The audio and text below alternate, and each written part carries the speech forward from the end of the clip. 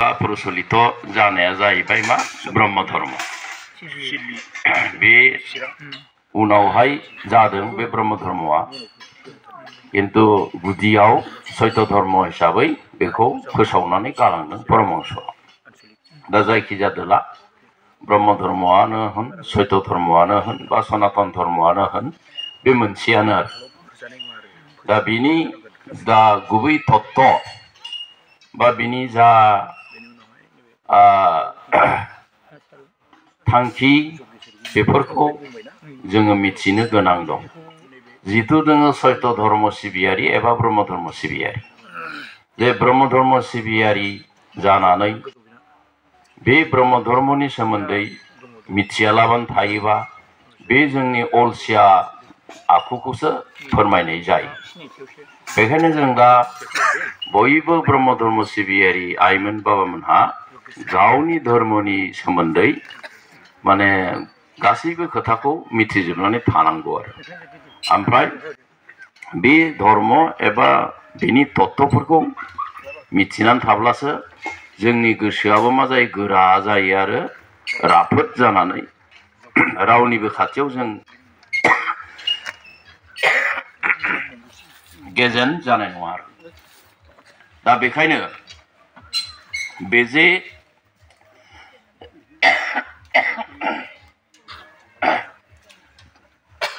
नंगुबै शास्त्र सन्मत मोनसे धर्म बेखौ जोङो मिथिग्रोनांगोन होनदों गावखौ सिनायग्रोनांगोन आमी के होनना बुंदों आं सोर कथा हयते आसि आसि बहानिफ्राय फैदों आं बहानिफ्राय फैखो कथा जायते हयबे ओमफ्राय फैबायबा फैबाय बहा थांफिनगोन दा बेनिफ्राय धर्म बा परमात्मा के धर्म एबा परमात्माया सोर बेखौ सिनायनांगोन ओमफ्राय उपासना की बुस्तु उपासनाया मा जिनिस की प्रकारे उपासना करिले जीव ताहाके प्राप्त हইতে पारे मा रोखोमै उपासना खालामोबा जिबिया बेखौ मोननो हायो बेखिनि खोथाखौ जों मिथिनांगौ आरो रोंनांगौ अब्लानो जों गोरा जानानै जोंनि धर्मआव गसंथानानै गोग्गोमै थानो हायो दा आं सोर होनना बुंब्ला दहायनो बुंखाबाय जोंहा संसारनाथ बाबाया जों एबा आं बा बयबो रावबो नङा एकमात्र मा आत्मा जों आत्मासो गासैनिबो जिउ माबायाव मा दं देहायाव आत्मा दं जायखौ जों जिउ होनो आरो जिउ जायनाव जिउ दं बेनावनो आत्मा दं जोंनाव जिउ दं गतिके बे जिउआनो आत्मा होमब्ला आं सोर होननानै परिचय नागिरोब्ला जों बयबो गाव गावखौ आत्मा होननानै सिनायनांगोन आरो थारमाने जों जिउ गासैबो जिउ गोजा दा बे जिउ बे जिउखौ बे देहायाव लाखिबाय थानांगौबा जों बिनि उपासना खालामनांगोन बिनि खामानिखौ जों मावबाय थानांगोन आरो बे देहायाव जेरैबायदि गस्लाया जों गाननानै लायो आरो बे गस्लाया गोजाम जायोबा एबा जियोबा जों खुनानै गोदान बायफिनो थिग बिदिनो नैबे जोंनि देहायाव थानाय जि जिउ एबा आत्मा बियो बे देहाखौ सोलायो होनना बुंदों बेयाव थानाय परिबेस गैयाबा बे देहाखौ एंगारनानै गुबुन देहायाव बास्लायो बेनो जाबाय आत्मानि धर्म आरो बे आत्माखौ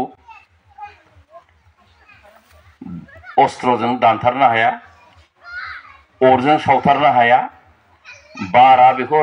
फोराननो हाया दैया बेखौ फिनो हाया ओरैनो दा बेनिखायनो बे आत्मानि सोमोन्दै जोङो मिथिनो नाजानांगौ आरो ओमफ्राय बे आत्माखौ जोङो गोजोनै लाखिनांगौ। दा बे आत्माखौ गोजोनै लाखिनांगौबा जोंनि खामानिफोरा जाबाय मा? बे सत्य धर्म नित्य यज्ञ आहुति। बे यज्ञ आहुति होयोबा जोंनि बे गोसो बा मना बा आत्माया मा जायो होनदों? गोथार जायो। आरो गोसोआ गोथार जायोबानो जोंनाव सुखु दुखु बेयो जेरै दं ओरैनो जायो होननानै बुंदों। दा बिनि खामानियानो जाहैदों ओम सद्गुरु। जों जायखौ आत्मा होनदों बा जायखौ जोङो इसोर होनदों बेनो जाबाय, बिनि नामानो जाहैबाय ओम। आरो बेनो जाहैबाय सद्गुरु। सत माने सत्य, गुरु माने गुरुनि ओंथिया जाबाय अज्ञाननो गियान जाय होयो एबा खोमसिखौ जाय स्रां खालामो। गुनि ओंथिया खोमसि, रुनि ओंथिया सोरां। अर्थात अज्ञाननो गियान होनाय बा खोमसिखौ सोरां खालामग्रा बेनो गुरु। नायदो ज्योतिस्वरूप सान नारायणआ बे मुलुगखौ सोरां होदों। ओमफ्राय बे जोंनाय लोगो लोगोनो जोङो आं उमुक बि उमुक ओरैबायदि मोनसे गियान जाखांदों आरो। दा बे गियान होग्राखाय आरो जोंनो सेतन सक्ति जे जोंनाव दङ, जों जे गोथां, बे गोथां सक्तिया बिनिसो, ज्योतिस्वरूप सान नारायणनि। बेनिखायनो बेखौ होनदों आत्मा। बे जिनिसखौ आत्मा होनदों एबा परमात्मा होनदों। नायदो बे जिउमानि देहाया माजों दानाय? हा, दै, अर, बार, अख्रां, अखाफोर, सान। बे जाबाय गिदिर बै ब्रह्मनि सोलेर। बे सोलेर अर्थात बे बिराट ब्रह्मांडनिफ्राय बे हाखौ आलादा खालामजाया, दैखौ आलादा खालामजाया। जेराव हा थागोन बेयाव दै थागोन। दै थानोथ' मा नांबाय? हा नांबाय। ओंखायनो दैजों हाजों बोखार जाला।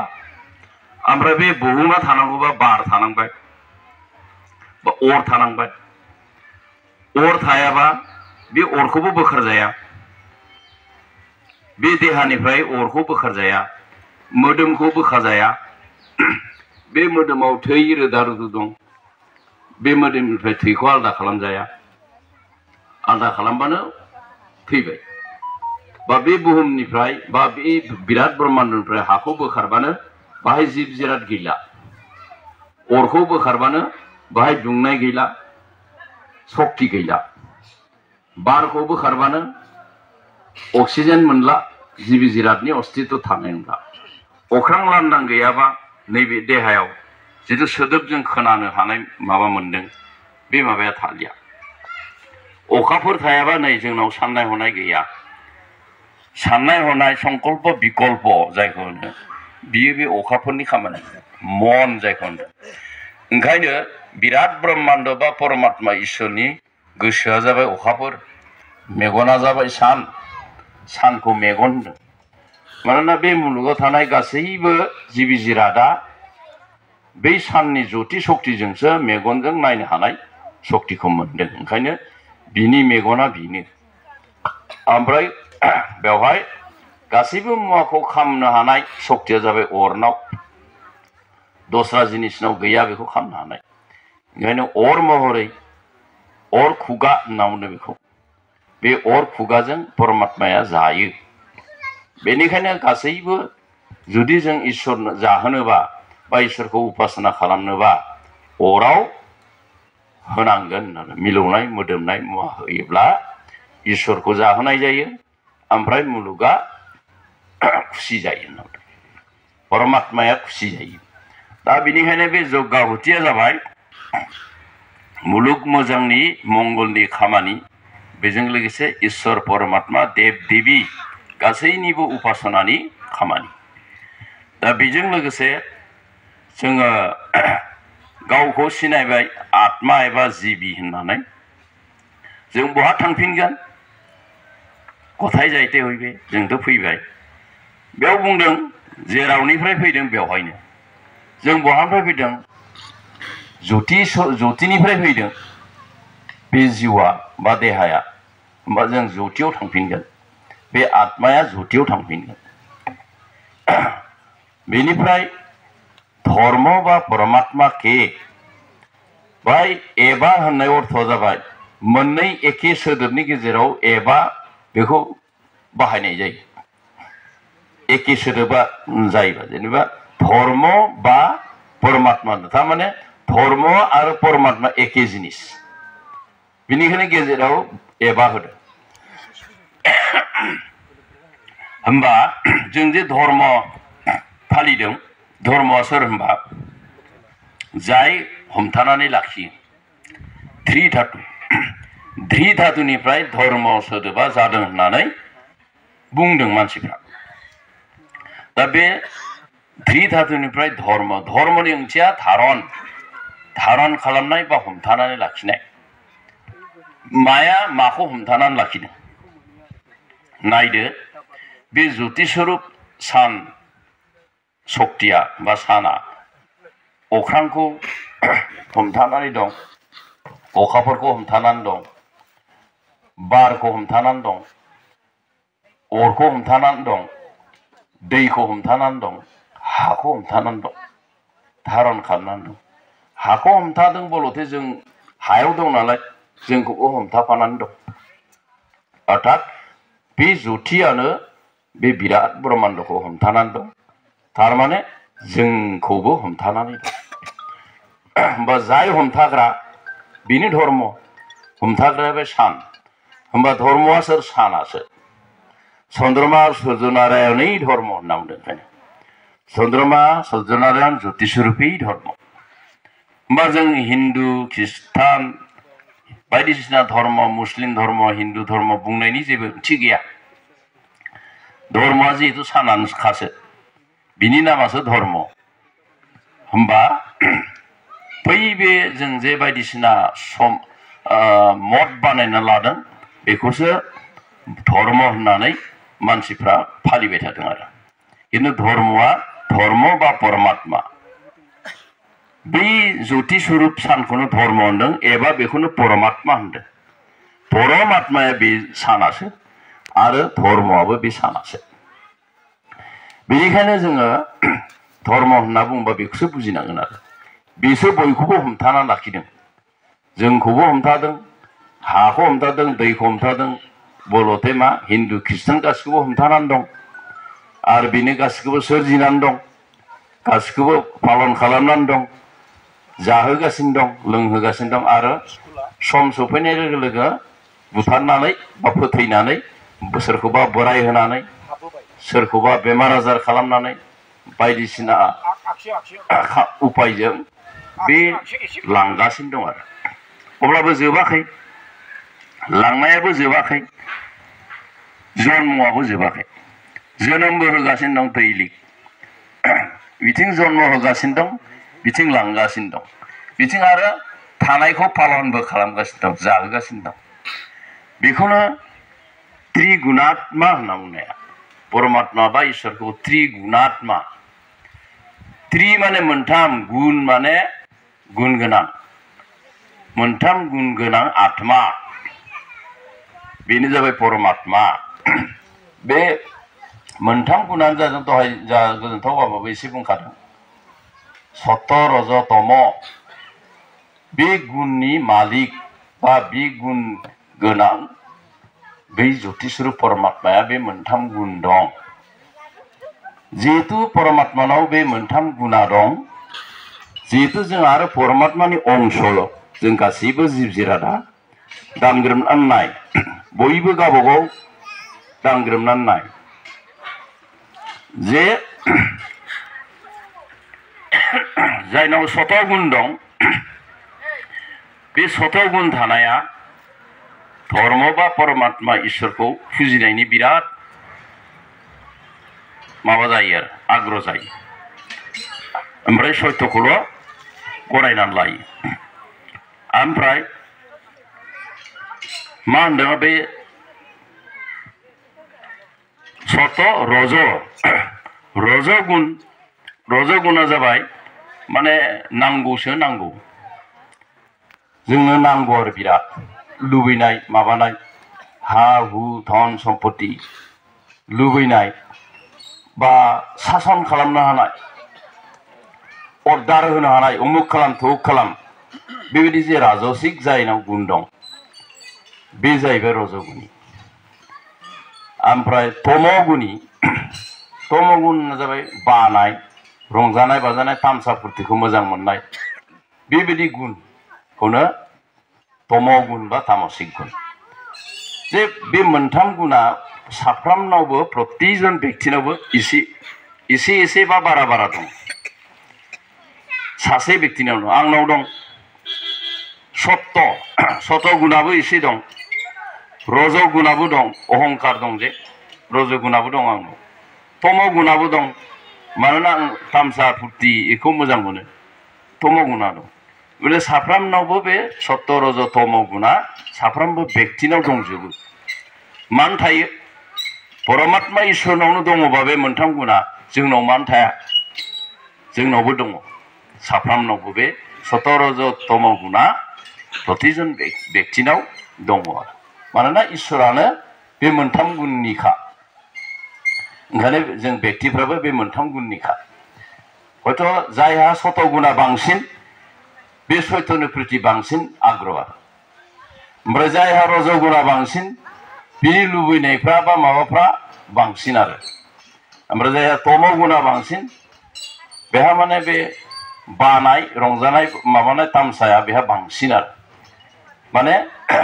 बबेबा मोनसे गुना सोरनियावबा बाराद्राय थायो सोरनावबा खमद्राय थायो बेबायदि हिसाबै जों व्यक्तिनि स्वभाब चरित्रआ गठन जायो दा बेनिखायनो परमात्मा इसोरा सतगुनि तमगुनि आरो रजगुनि जोंबो व्यक्ति साफ्रोमबो बे मोनथाम गुनजोंनो दाजानाय बेखायनो बेखौ त्रिगुणात्मा होननानै बुंदों आरो परमात्मा इसोरखौ दा बेखौ उपासना खालामनायनि माखासे होदों उपासनाया मा जिनिस जे उपासना खालामबा मन पवित्र होया ज्ञान जन्मे होननांगौ बै यज्ञ होनानै ओमकार जप प्राणायाम ज्योति ध्यान बेखौनो उपासना होनना बुंदों दा बे उपासनाखौ खालामोबा जोंनि गोसोआ गोथार जानानै मा जायो गियान उदय जायो होनना बुंदों बेखायनो जों उपासनानि दरखार उपासनाखौ जों खालामनांगौ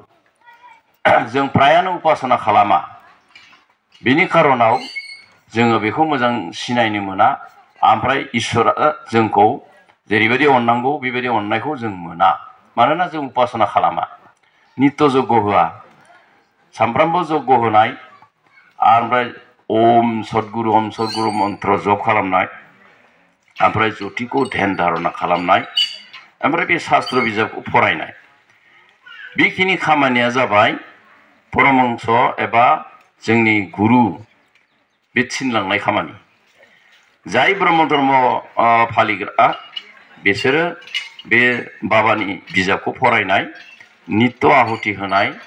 ओमफ्राय ओम सद्गुरु मन्त्र जप खालामनाय ओमफ्राय ज्योतिखौ ध्यान धारणा खालामनाय बेखिनि खामानिजों जों जड़ित जाबाय थानांगौ साफ्रोमबो व्यक्तिया बे खामानिखौ जों मावबाय थाब्लासो गुबैयै जों सत्य धर्म फालिनाय जागोन एबा ब्रह्म धर्म होननानै बुंना लानो हानाय जागोन आरो ब्रह्म धर्म सिबियारि आं होननानै बुंनो हानाय जागोन आरो नङाब्ला जोङो ओरैनो नामावल' ब्रह्म धर्म जानानै बा ब्रह्म धर्मनि होननानै बुंना लाबाय थानायल' जागोन दा बेखायनो जों बयखौबो सरस्वती प्रसाद संस्थाता खावलायो बे सत्य धर्मनि खामानिखौ बयबो मावनो नाजानांगौ सेस्था खालामनांगौ बे जाबाय परमात्मा बे ज्योति स्वरूपखौ मोननायनि लामाया बे माबादि मोनगोन बे बाबानि बिजाबखौ फरायनानै गियान मोनगोन ओमफ्राय यज्ञाहुति ओमकार जप प्राणायाम आरो ज्योतिखौ ध्यान खालामब्लासो बै परमात्मा ज्योति स्वरूपखौ मोननो हागोन होननानै बुंदों आरो दा इसोरखौ जों मोननाया जोंनि होसोनाय थांखि बे थांखिखौ मोननांगौब्ला जों बेखिनि खामानिखौ मावबाय थानांगोन आरो होमबासो जोंनियाव गियान जागोन बे गियानजोंसो जोङो समान भाबै जिब जिरादखौ अननो हागोन बे गियानखौ मोनाब्ला जों जिब जिरादखौ अननो रोंनाय नङा बा हानाय नङा जिब हिंसा थाबाय थागोन आरो जिब हिंसा थाब्लानो धर्म पालना जाया जिब हिंसाया जेब्लासिम जोबा अब्लासिम धर्म पालन जाया बेनिखायनो जोङो बे जिब हिंसानिफ्राय बारग'नोब्ला नैबे खामानिखौ मावबाय थानांगोन आरो दिनैनि बायदि बे शास्त्र आलोचना बेखौ जोङो नितान्त खालामबाय थानांगौ आरो सम सम बिदिनो जुथुमनानै शास्त्र फरायलायनाय बे खामानिखौ जोङो मावबाय थानांगौ आरो ओमफ्राय बे स्वरूपस्थिति प्रसार संसद उत्तर पूर्बांचलाव जोङो बेखौनो फेहेरनो नाजाबाय थादों दिनै बेवहाय फैनो मोननानै जों गोजोननाय मोनदों बेवहाय गंसे जौगालय नांगौ जौगालय लुनो थाखाय बाबामोना सेस्था खालाम जोंबो सेस्था खालामगोन मा धरनै बाहाय जौगालय गंसे लुफुंनो हागोन बिनि परिकल्पनाखौ जोंबो सानगोन बाबामोन आइमोनहाबो बे जायगानिफ्रा बेखौ सिन्था खालामदो खालामनानै बेयाव मोजां परिबेस मोनसे खालामनानै जाहाथे जोङो परमात्मा ज्योति स्वरूपनि जा बोसोनफोर बेखौ रायलायबाय थानानै गोजोन सान्तिखौ लाभ खालामनो हायो प्रकृत सैत्य धर्म जों बेखौ मोननानै दं मात्र जोंहा मा पालन खालामनायनिल'सो अभाब दं आरो जों बेखौ पालन खालामोबानो गुबै सैत्य धर्मखौ जोङो पालन खालामनाय जागोन सनातन धर्मखौ जों फालिनाय जागोन बेखायनो आइमोन बाबामोनसिम खावलायनाय जाबाय बेवहाय मोनसे मोजां परिबेस बानायनानै लानांगौ ओमफ्राय बे सैत्य धर्मनि आलोचना पुर्णिमा अमाबैसा शास्त्र आलोचना बे हुदाखौ बेवहाय जोङो खालामबाय थानांगौ आरो